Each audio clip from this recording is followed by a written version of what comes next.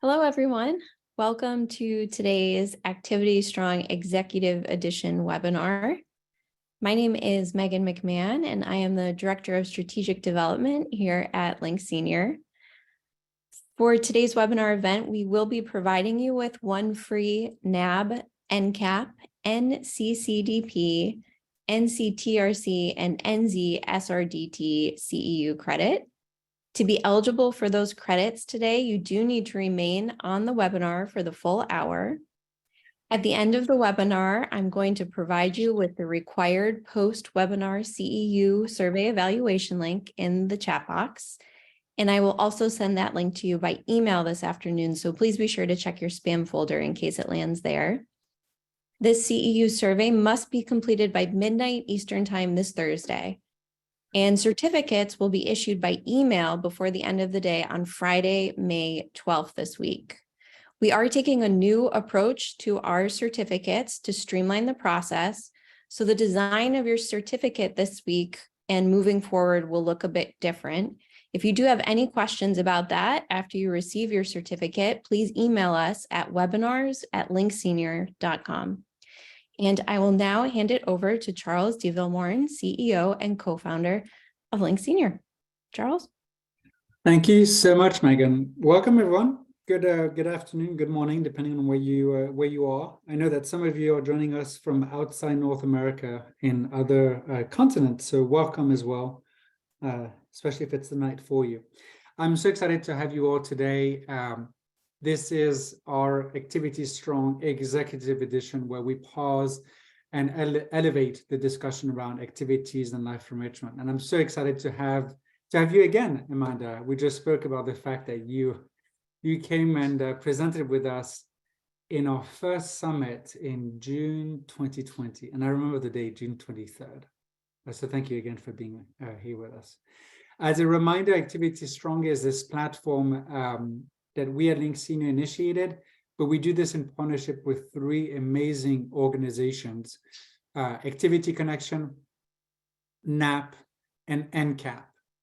And again, the idea with the Executive Edition is to elevate and to invite anyone that is not from that department that might be interested in understanding and elevating engagement. Just to give you a little bit of background before I get started, we're using Zoom webinars. A lot of people are using the chat, which is great, and it gets really busy. So two things about this. One is if you have a specific question for our speaker today, please have it in the Q&A function. And then the other thing also is when you use the chat, make sure you pick everyone so that everyone can see your contribution. To give you a little bit of background, Activity Strong is part of two initiatives that we started here at Link Senior. Activity Strong is here to acknowledge and empower and educate activity and life enrichment professionals. And then the other initiative that we started now almost 8 years ago is called Old People Are Cool. And stems from the fact that we don't like segregation based on age. We think that everybody is cool. And yeah. Link Senior is a resident engagement platform for senior living. We work with amazing organizations, and through them, we are honored to touch more than 50,000 lives. We're very proud of our work, which is all about elevating engagement, and it's also evidence-based, which never hurts. So we're very good at helping you elevate engagement connected with clinical and business outcomes. So that's for the introduction. It's very difficult for me to kind of introduce Amanda and her work at PAC. It's just such forward-thinking and worldwide respected type of initiatives. I thought, maybe the best place is to, quote unquote, keep it simple. And in terms of introduction, I thought about one of my favorite quotes that discusses and summarizes what dementia care is, right? And that is that a musician must make music, an artist must paint, a poet must write. And if he, and I'll say if or she, is to be ultimately at peace with him herself, what a man, woman can be, he must be. So that's one of my favorite quotes from Abraham Maslow. And I thought it resonated really well with your work, Amanda, and Pac's work, which is all about understanding who the person is, understanding that cognitive change is just part of life, and how can we accept anyone because people are people, and how can we, as importantly, empower our formal or informal caregivers to understand how to build better communities of care. So with that short introduction, I'll stop sharing my screen, Amanda, and I'm just so excited to have you again. Thank you. Take it away from here. That was one of the best ones I've ever had. Thank you. That's so much better than my bio. Y'all don't care. Thank you so much for coming, everyone. And thank you so much for joining there. Oh, thank you, Shelley. You guys make the difference in the lives of those who come in and try to spend their days with you when there's not a lot of people doing what you're doing out there. And it can feel pretty isolating, and it can feel really hard, and it can feel really alone. And so today, hopefully you'll walk away with a couple new strategies, a new way of thinking about something, or something that you've heard a million times, but now you're thinking about things just a little bit different. So that's my goal for today. And we're just going to go ahead and jump right in. And thank you, Charles. Old people are cool, but so is everybody else. So we're going to, maybe, I dropped my my computer right before this started. So fingers crossed this works. I tried out everything ahead of time. Oh, Jeepa's here. I'll let her say hi real quick. Hey, everybody, it's an old person. Actually, it's my Hi, birthday Jeepa. today. I'm a year older. Oh, congratulations. Happy birthday. Look at this. Thank you. Look, yes. Good.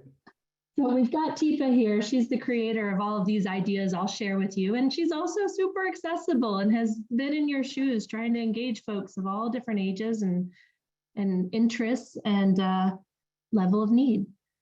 So thank you for the introduction. Let's go ahead and get started. And I think Megan put the PowerPoint in the chat, but if you want to find it later and you can't remember where it was, you can come to tipasnow.com/presentations and it'll be there as well.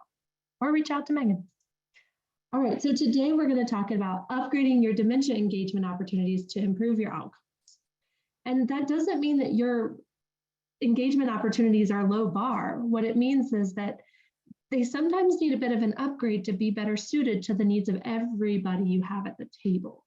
Because often you guys are not working with one person at a time. You're working in groups, you're working in small groups, or maybe you're working with one person who's living with dementia and all those other folks around them. So, and yourself included, you're part of the picture too.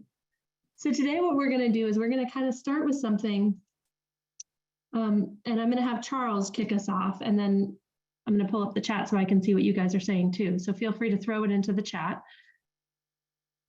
But Charles, you're going to get first crack at it, okay? You're going to try to tell someone about this thing, about this item, but the only part you're allowed to talk about is the part that I have circled in red, okay?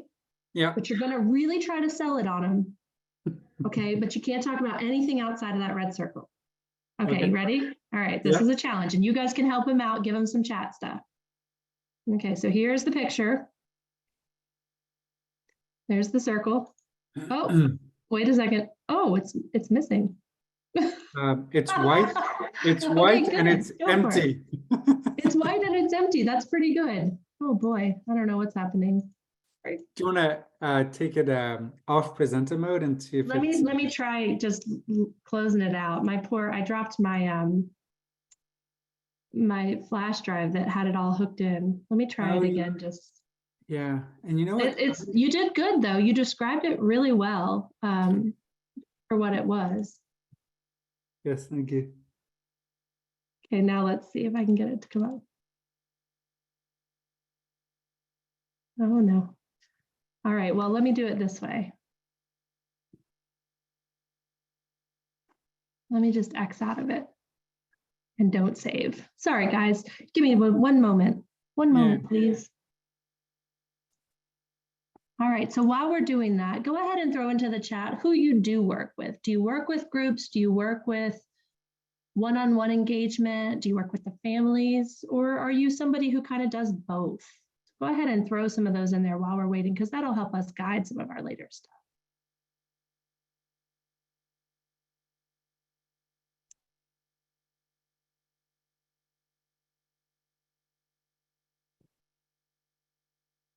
Okay, there we are.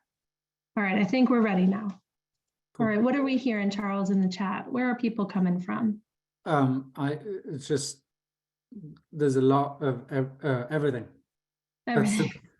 the best answer. No, like literally there's probably more than 100 answers. But it was a lot. All over the map. Yeah. And how many of you feel super equipped for every person that comes to your group, every person that you're supposed to engage with? You feel like you've got all the tools you need. You don't need anything else. You've got it. Yeah. Yeah. No, not even close. Not me. Not no even way. close, right? Never And so- equipped. Not a chance. No. Oh, Who's wow. I laughing? am so Daddy's going, sorry. ha ha ha ha ha. There's Yeah. some, I'm going to guess that's not like funny laughter. That's more like angry laughter, a little bit angry. So hopefully today you'll get one thing, and it's never going to be enough. And that's what's so hard. And that's what makes what you guys do even more incredible.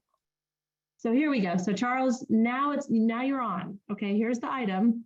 Yep. And here's the circle.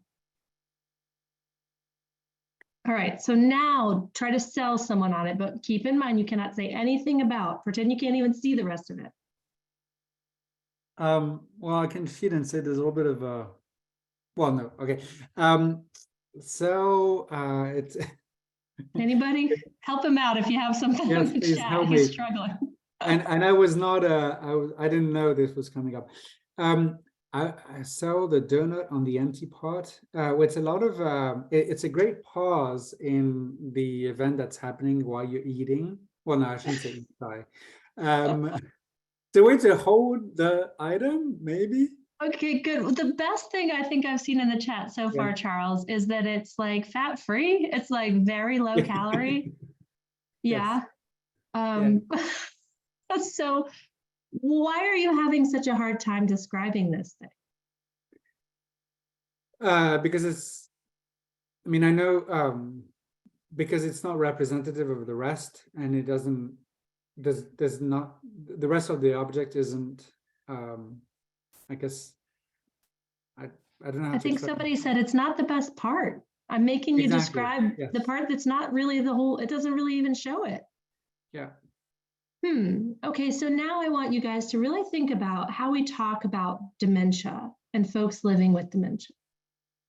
Do we focus in on that part that's not there, that hole in the middle? Or do we take into account the whole donut? What happens a lot of times when folks are talking about or trying to work with someone who's living with dementia?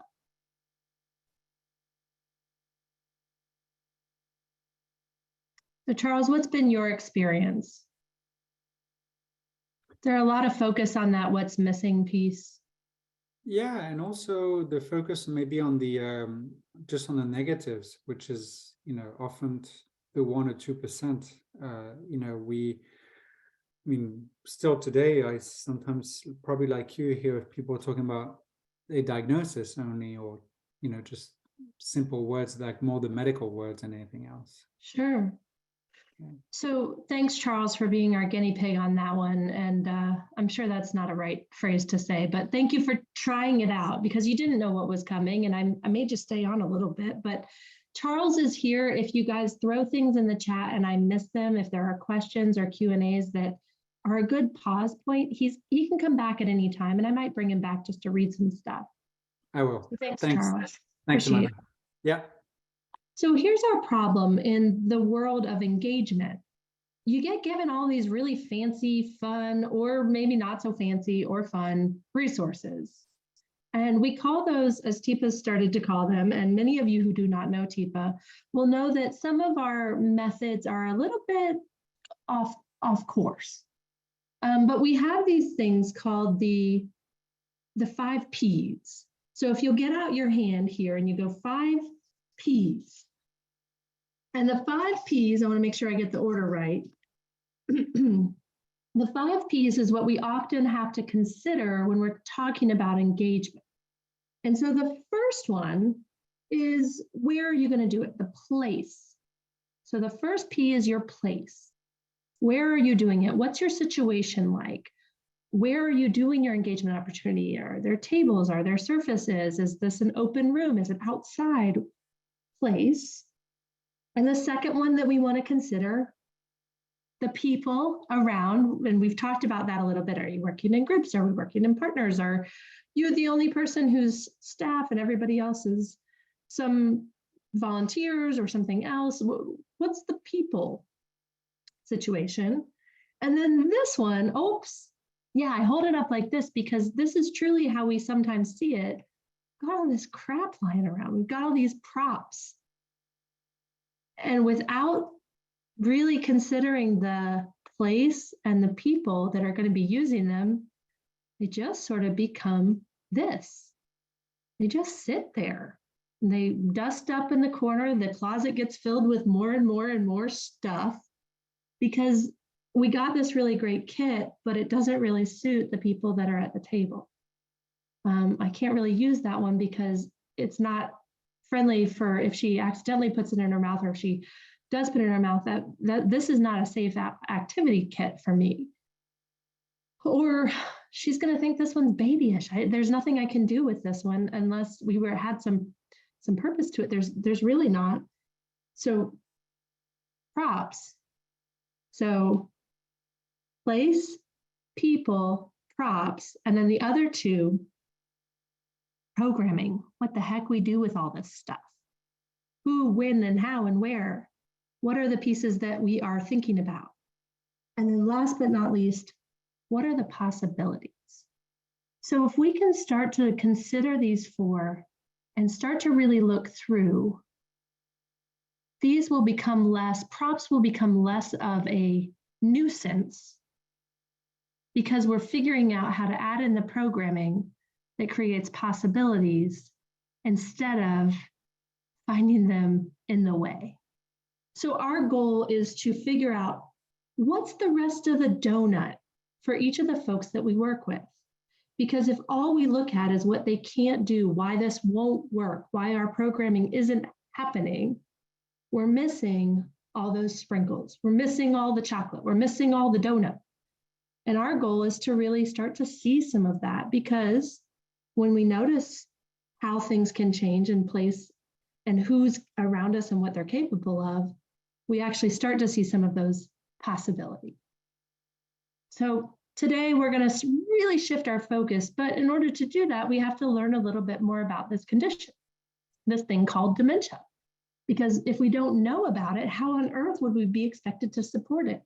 And training around dementia and education around dementia, well, we'll talk about that later, but it's pretty lacking in lots of places, unless you are one of the lucky few to work in a place that values it. So here are the engagement leader blocks. So this is what we normally work on and talk about in our engagement leader certification course. We start at the bottom. We know each person. We try to figure out who they are, what they've liked in the past, what they're about, what things they're good at, what they still like, what they don't like anymore that they used to like. Then we really build to understanding our activities. What is the purpose of this activity? What are we trying to get out of it? How are we set up? So if we were to do a bingo, we'll use bingo because everybody knows about bingo. How much do you need to understand about the activity in order to run a successful bingo that would meet everyone's needs? How many folks get left out because they're no longer in what TIPA calls a diamond gem state? I can't follow those rules anymore. I can't stick to the routine and the ritual of bingo as a tradition, but I still want to do it. But will the other diamonds in the room allow me to be part of this?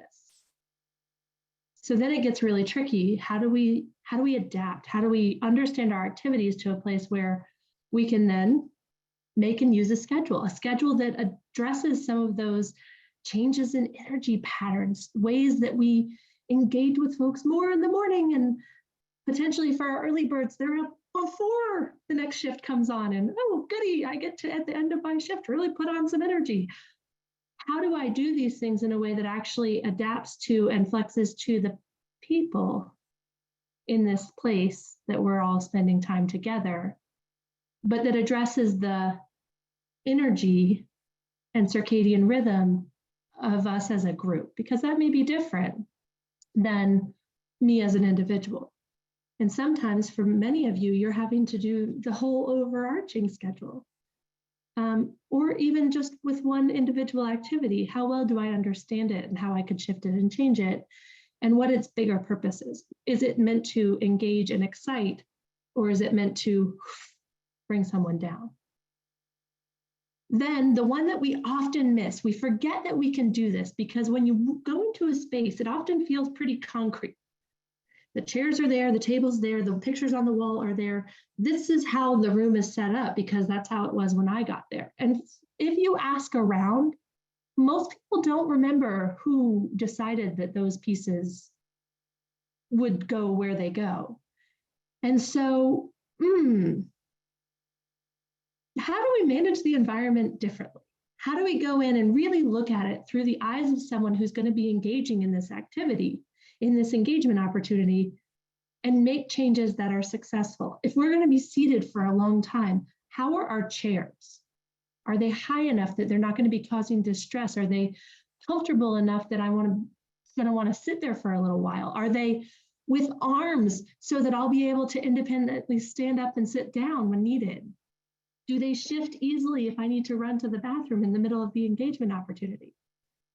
So really starting to think about how we manage our environment, because we can. We can't manage the people in our environment. That just doesn't really exist. We think we could. We wish we could. Anybody who's ever had a partner who does something you wish they wouldn't do, man, do you wish you could change them. But what you can change is the environment. So really taking the time to think about the setup of the environment where we're planning these different engagement opportunities. And then the most challenging piece, well, not really, each of these are challenging in their own way. How do I build the skills so that when I set up this person's activity, I've got a bingo space set up that's adapted and it's fun and it doesn't follow the rules, but we can still hear them calling out and we're not going to bother anyone else. And I have the activity adapted in a way that I understood it really well. And I'm doing it in the morning, which is their best time. And I've managed the environment so we have a block so nobody else is bothered by us, but we can still see them. And then I have that person come in who says, well, you guys aren't playing it right. Oh, I gotta build some skills. I've got to figure out how to shift that thinking, how to build some skill in saying, oh, you guys are doing it different. Well, now that's interesting. Now show me what you're up to. Because that in itself could make this feel less embarrassing and more engaging for the person that's sitting here with me. And last but not least, we've got to have those resources to succeed. But resources in our mind at PAC doesn't necessarily mean that it's a kit, doesn't necessarily mean that it's newfangled and fancy. We like to get creative. We like to get inventive and we like to adapt things. So maybe we're thinking something really simple like paper from a magazine. Well, that in itself becomes a million different opportunities. It could be paper mache, it could be creating beads, it could be cutting and doing a puzzle together, it could be creating some flowers, it could be something much more beneficial like shredding paper and recycling it. It could be a million different opportunities. But we have to be able to see the possibilities in order to shift our activity. So now we're going to shift gears a little bit, and I'm going to shift into some dementia education, because while you guys are doing all this stuff, you also have to learn about this thing called dementia that doesn't really get added into a lot of the curriculum. So here's where we're going to start. We're going to start with a simple quiz, and I'm going to give you some of the answers along the way, but I do want you to go ahead and put your answers in the chat if you have one. You don't have to answer every one, but go ahead and just see how you do. Okay, so number one, what change happens for all of us as we age? A, we lose the ability to learn new things. B, we eventually develop some form of dementia. C, our intake and processing speed slows. D, we all get hard of hearing. And E, I don't know. Wow, an overwhelming, resounding See, very good. Yeah, we don't lose the ability to learn new things. In fact, all our body does is it slows down. Our brain just needs a little more time, but we're still as capable as we were before. Wow, you guys nailed it. Okay, here's your next one. Okay.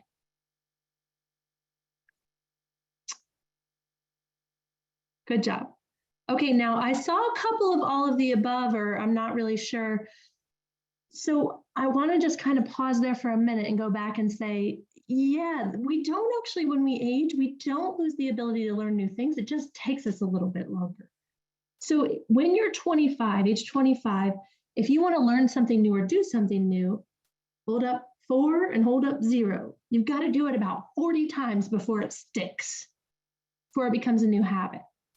When you're age 85, guess what? You can still learn something new. Of course, you can still get a new habit, but guess how many times? 400. So we don't lose the ability to learn new things. It just takes us a little bit longer to learn it. Not everyone will develop a form of dementia. Not everyone, as they age, develops dementia. In fact, at age 85, it's around 50%. So we have this sort of myth out there that everyone will eventually get a dementia. That's not actually what happens. Right now, we're thinking it's about 50% of people. So C is our correct answer. Most people will have change in hearing, but they won't become diagnosed as hard of hearing. So I saw a couple of people put D. Our hearing does change, and what gets harder and harder to hear over time, go ahead, ladies, go up there, go ahead and say yes. Those higher pitched frequencies get harder and harder to hear because your ears do change, and the hairs inside there change your ability to hear sound. But it does not, well, Tina, that may be, but it does actually change for the higher frequency sounds, they get harder to hear. But I don't become hard of hearing. That's a specific amount of loss, and not everyone has that. And I actually don't know the percentage on that, but it's not everyone, and it's not always a part of age. 70%, Tipa shouts. She's listening in. All right, so let's go on to the next question. What is dementia? Let's see how you guys do with this one. A, problems with memory. B, another word for Alzheimer's. C, something all older people get. D, another word for a failing brain. E, I don't know. Okay, seeing a few more different ones on this one.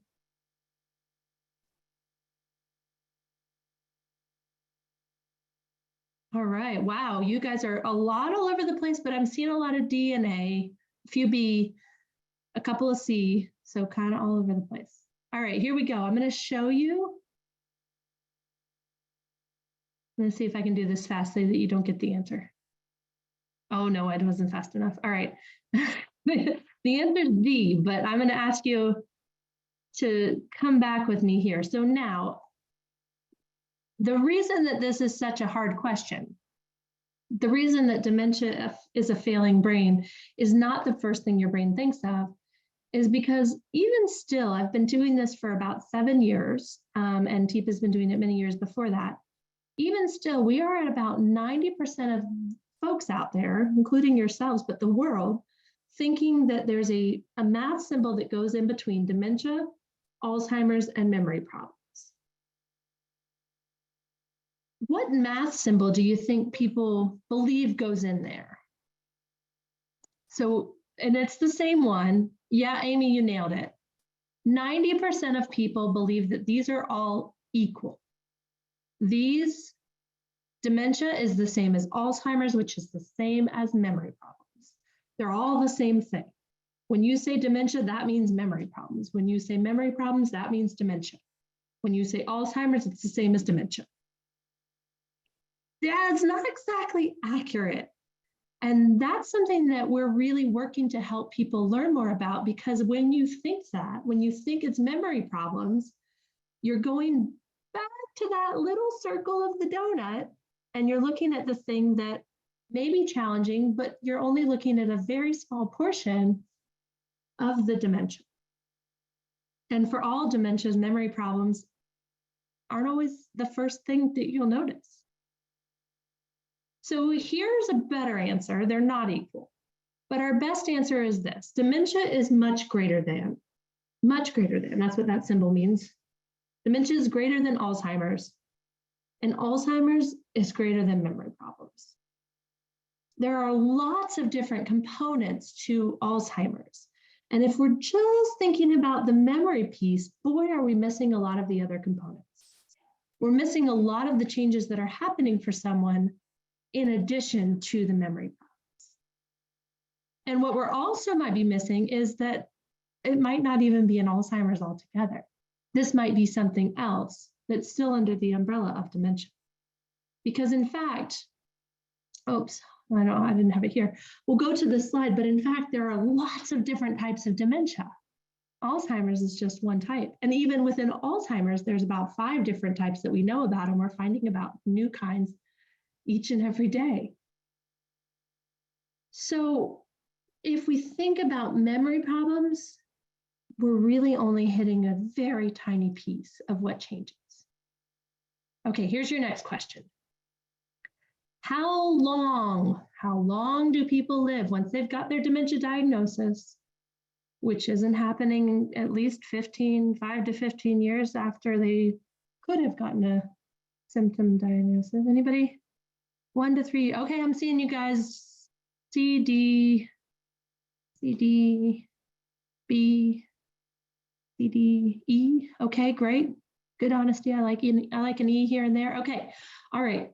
Here's the honest to God's truth. If you're thinking it's D, that number is in your mind because of Alzheimer's. Alzheimer's has an expected life after diagnosis around 12 years. So if you were thinking D, that's probably why. That's one of the most common numbers that you'll hear, because Alzheimer's is still one of the most commonly talked about dementias. But again, not the only one. So with this one, the actual answer that we think, and you could shift it down a little bit further to 2 to 3 months, but we say 6 months to be sort of safe. 6 months to 30 years. We've got lots of different types of dementia that are really dependent on your other health impairments. For example, a vascular dementia. When you manage your other health issues that are keeping you alive, your blood-brain pathways, you can live a lot longer. However, if those become not well managed, or if there's something that's really fast acting that breaks that blood-brain barrier, like a Creutzfeldt-Jacobs disease, then you might actually be looking at more like 3 to 6 months after diagnosis. So this could be all over the place. So if, again, we keep looking at that center of the donut, we might be missing a lot of years of somebody's life and a lot of skills that they've got out there. Okay, here's the next one. What's the first thing that changes with dementia? The very first thing that you'll see. C's and B's, good. A, E, oh, we are all over the map. Good, good. D, A, B, C, D, E. Okay, excellent. Okay, the very first change, almost always, we won't see. We won't notice it, we won't catch it, we won't monitor it, because go ahead for a moment and think about your last physical, the last time you went to your doctor and got a physical. And just try to remember whether or not they did a cognitive screening on you to figure out what's your mental skill set, capacity, and getting a baseline for you. How many of you out there, did anybody, I would love to meet somebody who has gotten one. So far, I have not met anyone who's gotten a healthy screening, just a screening, not an assessment, not because we think there's something wrong, getting a baseline level using the animal fluency or clock drawing or something just really basic to just test out where are you at. And then we do it again in a year, and we do it again in another year. Yeah. Right. And so This is a challenge. Okay, so it looks like we had like 2 or 3 folks out of all of you who have gotten some good, solid baselining. And this is why we're not catching it. This is why we're not catching these things early enough, because the very first thing that changes with a dementia is not the structure, it's not my behavior, it's the chemistry. The chemistry in my brain changes first. And so we're missing all of those cues early on because we won't see them. They won't come out in your behavior. They won't come out in the words that you're saying or taking in. We're not able to see it. And so somebody mentioned an MRI. Sometimes a PET scan could catch some of these changes, but only if we're looking at the chemistry in the PET scan, not in the structure. The structure isn't going to change that early. You're going to seem fine, even all the way through to, for many folks, are not getting a diagnosis until at least in the middle of this thing. So that means that we've missed it for many, many years. Okay, now what parts of your brain will change? Because we talked about memory is maybe a part. Anybody know what parts of your brain will change if you get a dementia? Memory and language centers would die, thinking and behavior centers would die. All areas have change at the same time. All areas have change at different times. I don't know. Okay. Oh, I am seeing a lot of D. Wow, you guys nailed that one. Excellent. Yeah, this one is right. You got it. All areas will change over time if you live through the course of your dementia, and that's the thing that eventually is terminal for you. If nothing else happens to you first, all the areas of your brain will shift and change. But they won't all happen at the same time. And that also depends on the type of dementia. Okay, so now the big question, how many types, forms, or causes of dementia are there? And this number has changed significantly since I joined Positive Approach to Care in 2015. A 2 to 3, B 5 to 10, C 20 to 40, D over 100, E I have no idea. Okay, a little all over the place. I'm seeing mostly B, C, D, E, B, C, D, E, a lot of E's. I like this honesty. This group is good. Okay. Okay, cool. So C, D seem to be our bigger numbers, but E is right up there and B is also up there. So here is what we know for right now. And like I said, this number has changed significantly. In 2015, I used to say there were over 50. In these short years, under 10 years, I now say there are over 120, and we're finding new ones every day. So it's a pretty big number for us to still be in a place where Alzheimer's is the only one that we're hearing about. And thanks to folks who are coming out and being public about it and helping break some stigma, we're hearing about more different types than we've ever heard before, but still 120, over 120.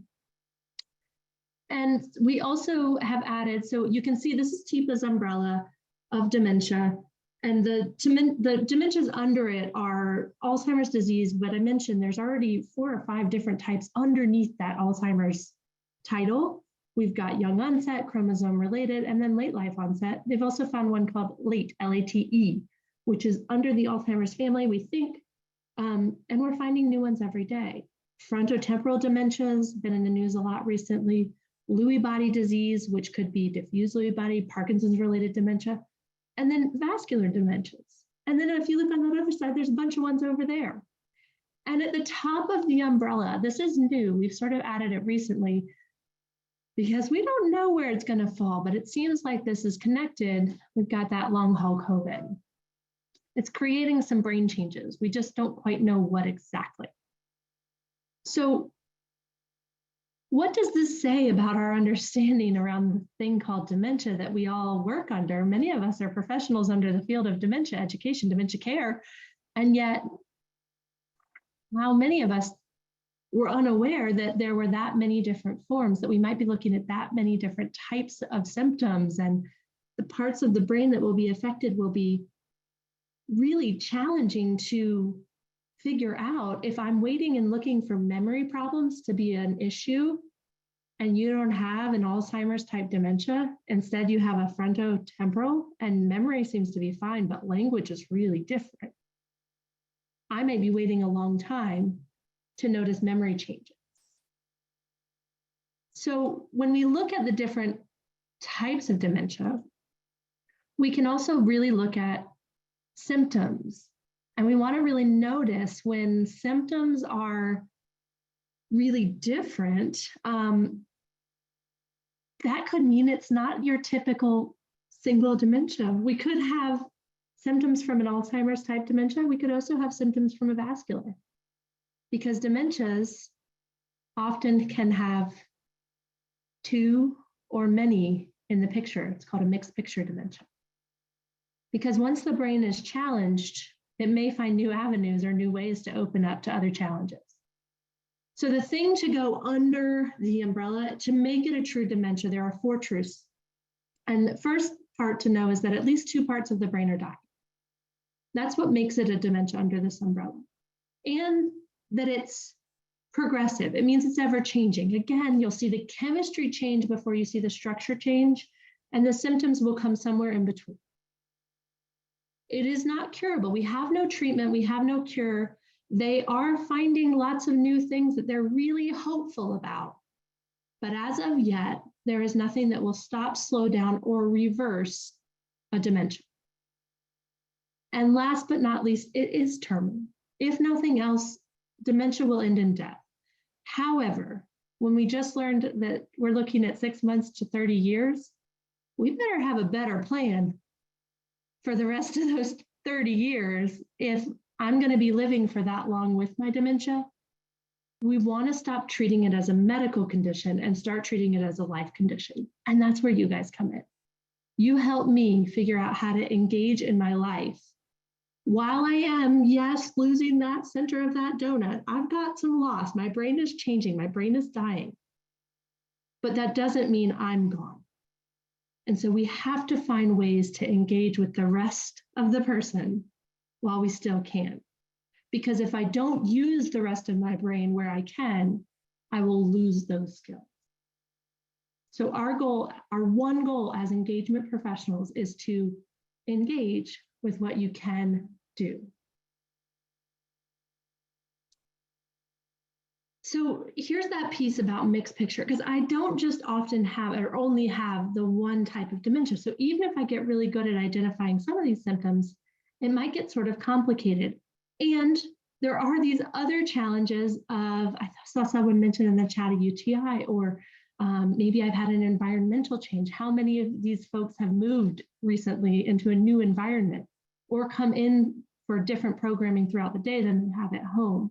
So where I might start to see some challenges, it might look like multiple dementias. It might look like a delirium, anxiety, depression, or it could be a change in my dementia. But generally, if we're seeing an acute episode, something that comes on really quickly, it's likely not due to my dementia changing. We want to start getting really curious. We want to start asking some questions. Did we have a recent environmental shift? How is food and fluid? Are you liking what you're eating recently or not so much? Dementia should be looked at as a life condition because it's really affected by the things in our lives. And right now in the medical world, there is no treatment. They are hoping, they are working hard. The researchers are doing it, but they're not there yet. And when they do get there, as they've mentioned, I was just listening with an Alzheimer's Association presenter, it'll probably be a lot like when we started to find cures for cancer. It will not be an overarching cure because over 120 different types, causes, and forms. We're not going to find the cure-all for all of them, but we may find some places and spaces where we can cure a type if you catch it early enough with this type of treatment, and it may not work for everyone. So that's what we're hopeful for. But in the meantime, we got a lot of work to do to try to engage folks.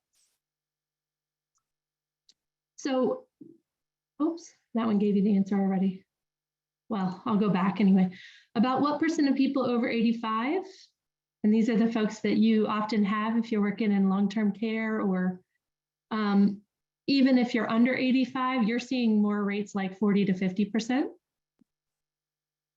And under age 70, we're looking at really and truly closer to 5 to 10% of people, but that number is edging up and up and up as our population ages more and more.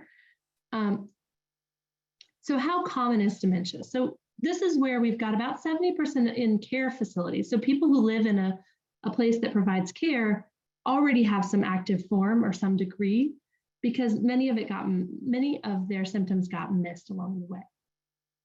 Because it's really easy to miss those early signs because we're not looking for it. And as you all said, we're not getting our baselines. The rates do go up dramatically as we go from age 65 to age 85. Aging still is one of our greatest factors. But again, that doesn't mean that everyone who ages will live with some form of dementia. So we want to start getting curious when we notice shifts and changes. Because aging, while the greatest risk factor is not the only one, our early signs are subtle and missed by many. So when we could do the most support and help for restructuring life, we're missing a lot of our cues. Early signs are inconsistent and variable. Even doctors are only catching it 20% of the time. And we're not really looking for those baselines because it's still relatively new. As I said, in the last 8 years now, we've gone from 50 to 120 different types, causes, and forms. So I'm going to scroll through these next ones a little bit quicker, mostly because I want to get to the meat of the engagement piece, and I know we only have a few more minutes. Biggest thing that I hope you take away is that how we respond, the settings we create, and the opportunities to continue to live with support is the most and the only current effective treatment for dementia. Yeah, good job, guys. A. So when we have someone who's living with dementia and they're being asked to come and join our groups, sometimes what we might see is what people say are problem behaviors or challenging behaviors. And what I would ask back is, if we know that the brain is shifting and changing, is this a deliberate act? Is this something that they're doing on purpose? Or is this a problem with our awareness and knowledge and skills and the lack of ability and skill on our part to know what to do in these situations? Or is it on the person who's living with dementia? And sometimes we make a jump to say they're being dangerous. They're doing something that's really out of control, when in fact, it's really just annoying, but it's built over time. And a lot of times, yeah, it could be a lack of patience. It could just be really a lack of awareness. I didn't know that that was what was going to happen, and it surprised me. And our brains are human too. And so when we get a surprise, it triggers our amygdala. I'm going to skip through these ones because, frankly, I just didn't leave enough time. But if you want to dig deeper on this, this is what we do with our first responders. Talking about wandering and people leaving and what that really means. What are they really seeking?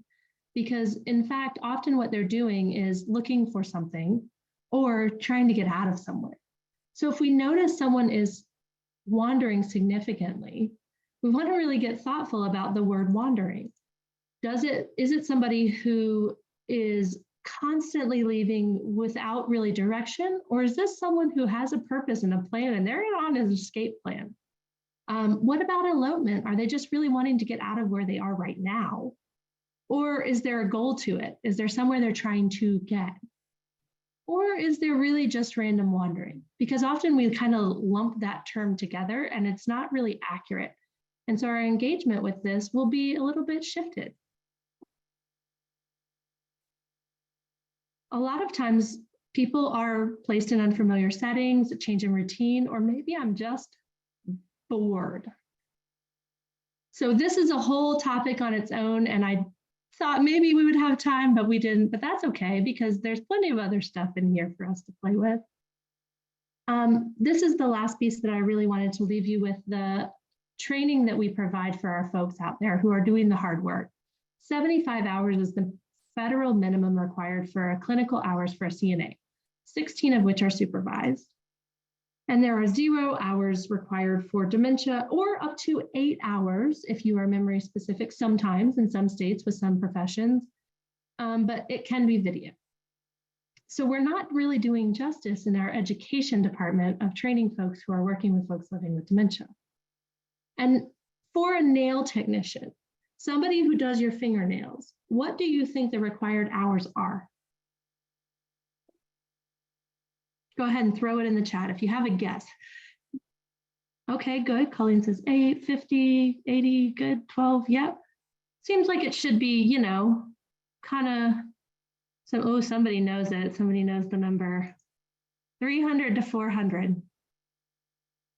So if we are asking our licensed certified nursing assistants who are doing hands-on care, who are trying to do these engagement opportunities, to do under half at the best, boy, are we doing an in-service. A disservice in in-service, because you guys are being asked to do so much with so little. And yet we're expecting that this is just common sense. This will just come to you. You'll just be able to engage folks. It should be fine. And yet the challenges that you're facing on a day-to-day basis means that how can you upgrade your care if you don't truly understand dementia? So there's some stuff in there. There's some stats and there's some hands and feet. That's a good question. I'm not sure. I did not specify hands and feet, but maybe. But even still, if we cut it in half, it's still over what the best states are doing. So here we have some brain pictures, and this is what's changing for someone who's living with dementia. And I'm going to go through these not quickly because they're not important, but because I want us to become aware of how many different parts of the brain are shifting. So this is a 20-year-old's brain to an 80-year-old's brain with no dementia. There's no dementia in this picture. And what we're looking at are the different parts of the brain, the temporal lobes, the hippocampi, those are your memory centers, our thalamus, hypothalamus, the part that keeps you alive, and your amygdala, your threat perceiver. And back here's your visuals. So from 20 to 80, not really that big of a change. Truly, we slow down, but we don't lose function. Now we're going to take a look just here, normal aging or typical aging to early Alzheimer's. What are some things that will be shifting for people? Notice those temporal lobes. Notice their ability to hear and respond to language. Notice the hippocampus, the memory centers. Ooh, really notice those amygdalae, the threat perceivers and the pleasure seekers. And last but not least, notice the visual field changing. So I'm going to have you do one thing in your space really quickly before we shift over, because I know there's a few pieces that we want to hit on by the very end. I want you to all stand up in your space if you can. And I want you to, just for a moment, put on binoculars. That would mean you're in the middle of this thing and we're at an emerald state is how we term it. And I want you to just take a little bit of movement around your space. Just take a bit of movement and then sit back down and imagine yourself doing one of your engagement opportunities.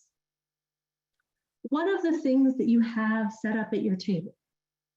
One of the things that you have set up for someone else to engage with.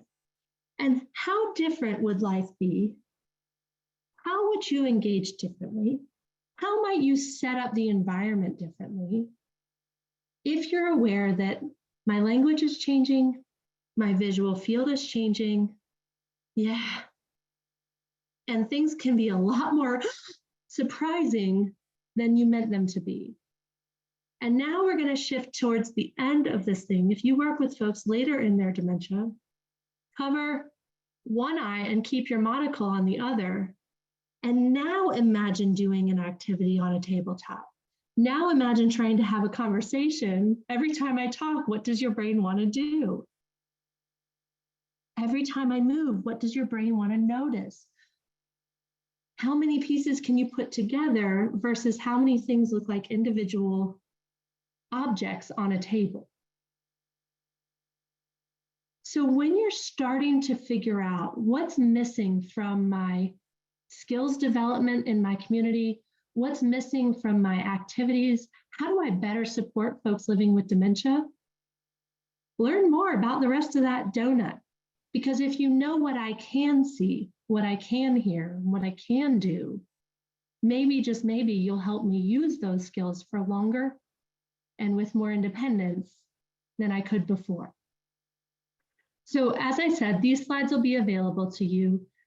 This is TIPA's new PIPES structure, where we start with preparation. We always prepare, but what are we preparing? We're starting looking at what we know, what we don't know.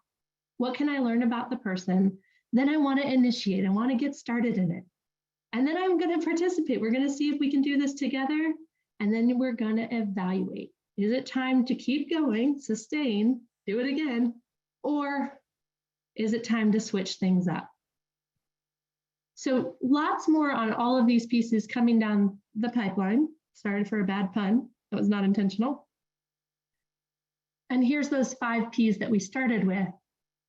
We are around and available if you have questions or if you really want to talk through your specific activity that you're working on. But for right now, hopefully you're walking away with something interesting today that you didn't have before. So thanks, Charles. Hey, Amanda, thank you so much. Thank you so much for everything, like lots of great learning pieces. Obviously, I like the donut piece, but for me, the highlight was you reminding us that engagement was the most effective that we can do for people that live with cognitive change. So thank you for doing that. I do want to pause and also mention the fact that we had 2 of our team members recently go through your engagement course. And for all of you in the audience, just so you know, our team members came back and were just amazed and are still talking about the quality and the amount of things that they've heard and learned. So thank you very much for that. And please, everyone, consider some of the PAC training. It's probably some of the best out there. Amanda, I wanted you to take a moment to talk about, maybe in one sentence, your nonprofit that we just discussed and how can we help, maybe one sentence. Is that okay? I would love that. Absolutely. Yeah. Just like with the engagement, we are just wanting people to come to us and use us as a resource. And we are here in Hillsborough, North Carolina. It's called the Snow Approach Foundation. And we are renovating the building next door so that hopefully by end of June, y'all can come and learn right from TIPA right here in person with folks living with all kinds of brain change to see how we can all do this a little bit better. Thanks, So thanks, Charles. Really appreciate it. Anytime. And then I have to also say that I'm sorry I kind of butchered your bio, your introduction. Well, like I said, I'm pretty sure nobody cares about that part. They were much more interested in the other quote that you put up there. That was much better. Sure. But I do want to remind that, as with most of our speakers, Amanda is, and the rest of the team at PAC is super interested and wants to help. So today's webinar is here to help, but if you have any further questions, please consider being in touch with Amanda. And then another thing that Amanda and Amanda's team have done for us today is like a tip sheet, like we often do. And so think of these as great ways for you to remember some of the essence of what was taught today, but also maybe consider forwarding it to other team members that weren't here today who you think might benefit from this amazing presentation. So Amanda, thank you again, like a billion times. It was great to have you again. Very quickly, just a few announcements. We're super excited about this big celebration that we have coming up on June 27th. If you've been around long enough on our Activity Strong initiative, you know that our summit is the 4th now, as we started this in 2020, and it's our biggest event of the year. Please join us. It's 6 hours worth of some of the best content when it comes to activities on life enrichment and programming.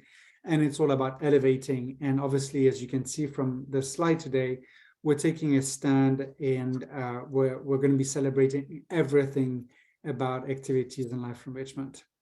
Much closer to today in terms of date, very excited to have Marvell Adams come back and talk about diversity. in this focus, in this kind of partnership we have with him about equity in aging. And he's going to be joined by Robert Espinoza and Carrie Shaw to talk about the person comes first, supporting the LGBTQ plus older adults. So please consider joining. And then a couple more things. One is, if some of you might have noticed, we have a much looser, informal, super fun type of events that we have now on Facebook. And this is led by our amazing and dear and very sparkly Brian Reif with NCAP.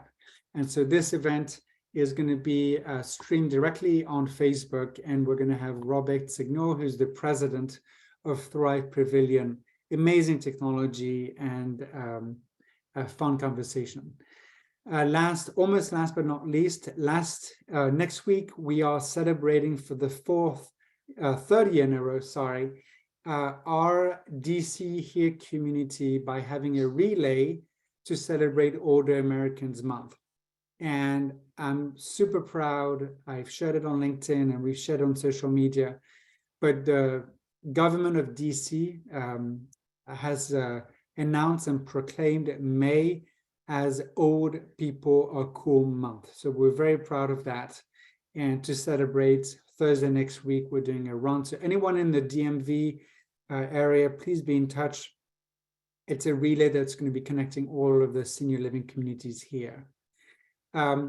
Just for exclusive to our clients, excited to bring again our all-in summit. This is just for Link Senior clients, and that's coming up in 2 weeks.